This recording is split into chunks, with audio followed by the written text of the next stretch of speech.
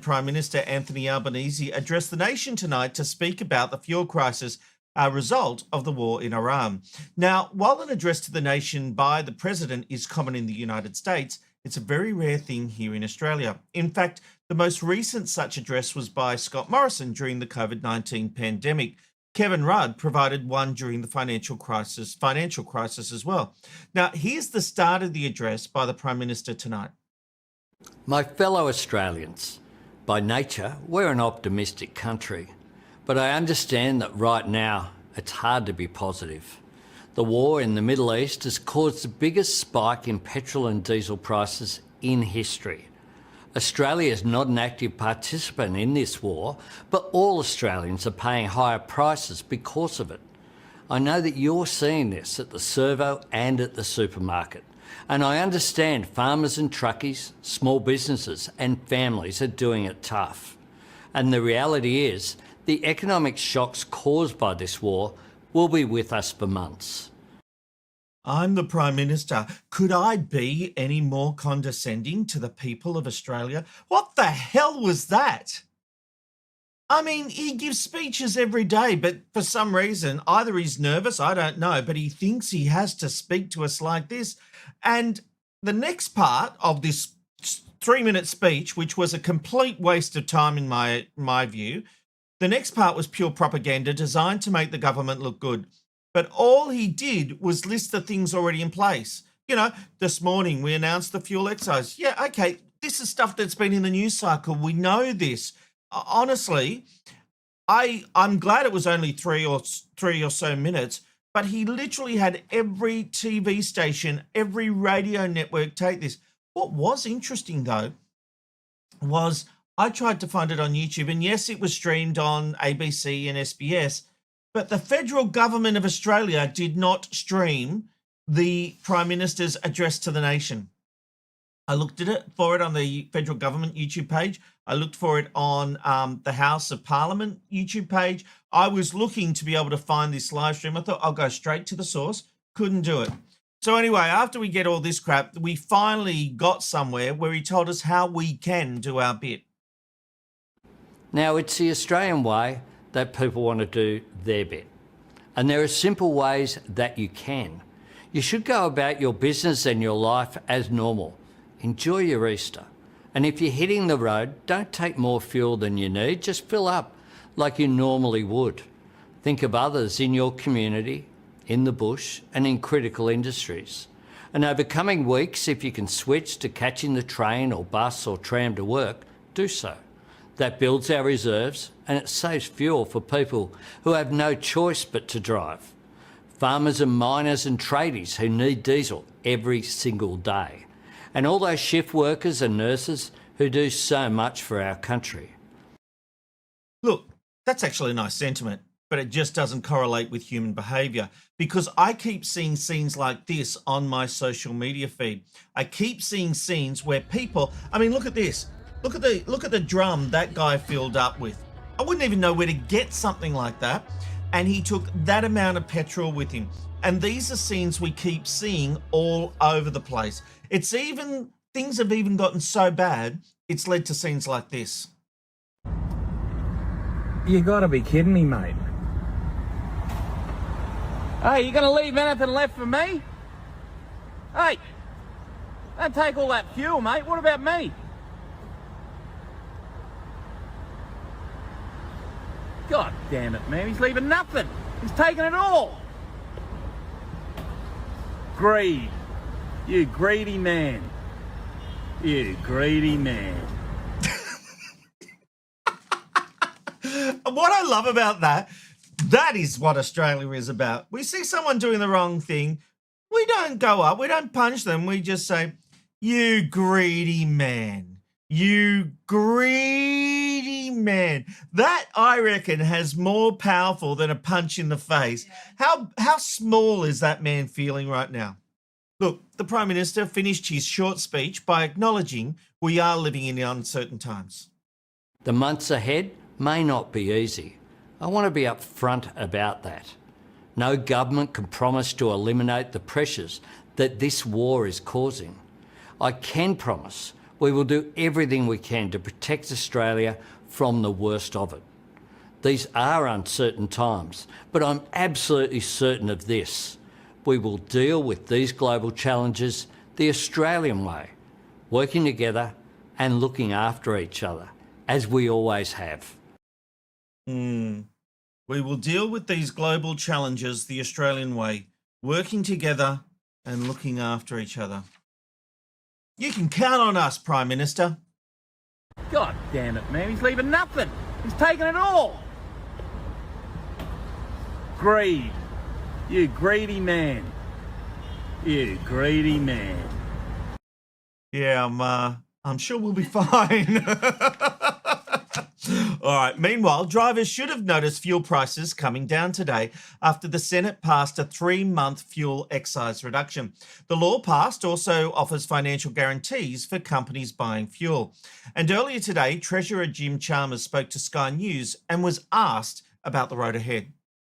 But my view generally about Australians is Australians try to do the right thing by each other.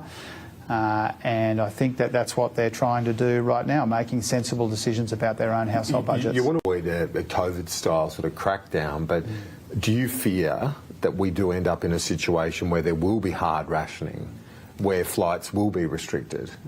Is that where we're heading? Well, first of all, this is a substantial economic shock, but it's not the same as COVID. It's different to COVID. It warrants a different kind of response. And all of our National Cabinet via the Prime Minister, all of our effort as a Cabinet, as a government, is about doing what we responsibly can to avoid those heavier, harsher measures that we saw during COVID. We don't want to go down that path. And our ability to avoid harsher interventions in our economy and in our society rests on our ability to do what we can now. All of our efforts are about avoiding, whether it be rationing or other kinds of interventions like that. Look, it's a time of crisis, and you have to be very careful. If you're the government of the day, you have to be careful not trying to be seen as the leader, saving the public, but trying to lead nonetheless. And the opposition needs to be careful about trying to cash in and say, no, the government's doing it all wrong. It's a balancing act. Unfortunately for the coalition, they've been caught out trying to take political advantage of the situation. The Daily Telegraph reveals coalition MPs are being told to collectively push the line that Labor lacks a plan, and I quote, to get fuel to where it is needed, and that the government is not ruling out heavy-handed mandates. As per the report and screenshots posted, the script also reminds what the coalition stands for, which includes restoring Australians' way of life and restoring their living standards and lower inflation, lower interest rates and lower taxes. Labor has described the talking points as irresponsible and designed to whip up panic. And look, the truth is somewhere in between. Because do you think the Prime Minister doesn't relish the opportunity to do an address to the nation to seem statesmanlike like he did tonight? Do you think that the coalition isn't looking for ways to get political advantage by the Labor government seemingly not doing enough to deal with the situation? They're all trying to take advantage. What it comes down to is how we perceive it. When the Bondi attacks happened and we had Susan Lee having a meltdown over Penny Wong, I haven't seen her go here, I haven't seen her shed a tear. She was done and dusted then, as far as I'm concerned. I mean, the signs were already there. But she just looked like a tryhard trying to paint Labor in a bad light. Angus Taylor is playing it smarter. There's no doubt about that. He is trying to play it smarter. The talking points, Labor have their talking points, the coalition have their talking points. That's actually not a big deal. What the embarrassing thing for the coalition is the curtain's been lifted. We're seeing behind the curtain a little bit. But every day, Labor and Liberal and the Nats all get these talking points about what they should be saying when they're doorstopped by cameras, if they're in an interview. That is nothing outrageous. But in all of this, there's President Trump. And tomorrow, Trump will make a national address to the US public. That will happen at midday Australian Eastern Daylight Time. And overnight, the president showed his displeasure with the perceived lack of support he's getting from his allies, including Australia. President Trump took to his Truth Social platform overnight to criticise allies, in fact, over the role they are playing in the war. The Post reads, all of those countries that can't get jet fuel because of the Strait of Hormuz, like the United Kingdom, which refused to get involved in the decapitation of Iran, I have a suggestion for you. Number one, buy from the US. We have plenty. And number two, build up some delayed courage. Go to the Strait and just take it. You'll have to start learning how to fight for yourself. The USA won't be there to help you anymore, just like you weren't there for us. Iran has been essentially decimated. The hard part is done. Go get your own oil. President DJ Trump, or DJT. I always have problems saying his initials. He backed up those thoughts when speaking to reporters in the White House while revealing his plans for Iran. We'll be leaving very soon.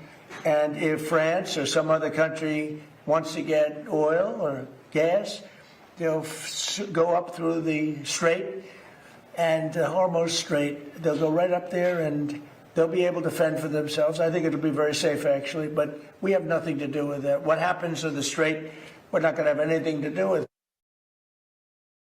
You had nothing to do with it, Mr. Trump. The oil was flowing through the Strait of Hormuz right up until the point you bombed Iran. You didn't even get Congress approval in the States, let alone talk to the rest of the world. You're now expecting your allies, including Australia, to pick up the mess. Now, what has Australia not done that it should have done? We've supplied equipment. Kim Beazley was saying today on the ABC that, it might have been Sky. It was Sky. That we have been supplying. He couldn't work out what Australia's supposedly done wrong. And when you go in and you bomb a country, and look, the Iran leadership does need to change. I don't think anyone's disputing that. But you didn't have a plan. You thought it would be as easy as going into Venezuela. You thought they'd just give in, probably hand you a Nobel Peace Prize, and you'd be done. Iran was never going to do that. And by all reports, Trump ignored the advice of his generals who said this would happen. And prices in the US are continuing to go up when it comes to oil, although they only pay like $1.50 Australian per litre. They do it by the gallon, but when it's converted, it's $1.50 they're paying. Meanwhile, we're having to deal with $2.50. I paid $2.50 the other day for fuel. This is a major problem. It will be interesting to see what he says tomorrow, but we can't be expected to come in and clean up the mess. And the more he says and has a go at his allies for not helping, well, America took its sweet-ass time coming to previous wars. You know, think of the previous wars, World War II. America took a long time to come into that war. Did they help? Absolutely. Did they change the face of the war? Absolutely. That's what allies do for each other. Trump has a lot to learn about leadership. I always think he sits there giddy that he can get away with all this stuff. But this is going badly. And you got Pete Hegseth, the war secretary, saying that there has been regime change.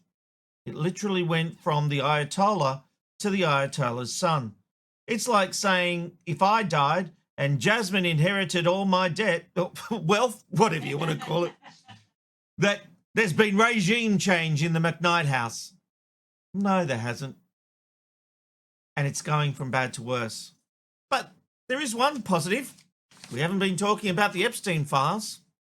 The best place to watch McKnight Tonight is on YouTube. Help us monetize the show by going to youtube.com/@McKnightTonight. And you can always become a paid member. That gives you exclusive live streams and early access to videos. Just go to youtube.com/@McKnightTonight. Here comes McKnight Tonight.